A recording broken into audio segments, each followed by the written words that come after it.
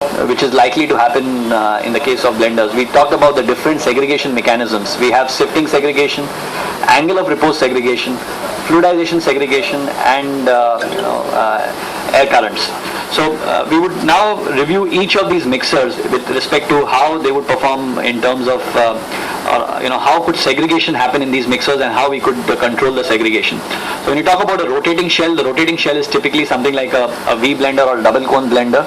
Now the possibility of a sifting segregation is extremely high when it comes to the rotating shell segregator, and there we need to make sure that we ensure mass flow discharge in the vessel. The geometry of the vessel needs to be such that mass flow is possible, and in that way the sifting segregation could be minimized. Angle of repose segregation, again that is something which is high and can be controlled by a mass flow discharge. The fluidization segregation extent is moderate, whereas air current segregation is low.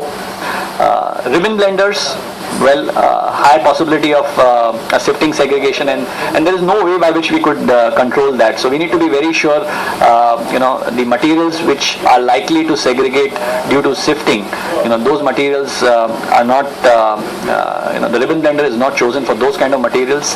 Angle of repose segregation is moderate.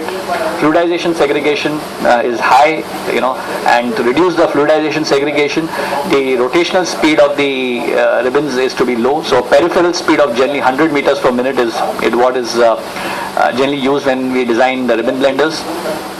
The air current segregation, that's moderate, low speed. That's air current. When I say it's basically a dusting segregation.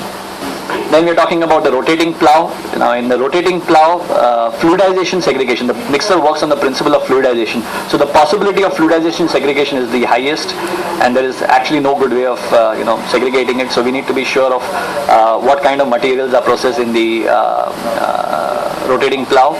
The sifting segregation is moderate, the angle of repose segregation is low, and the dusting segregation again is high because you have fluidization, you have high speeds, high peripheral speeds.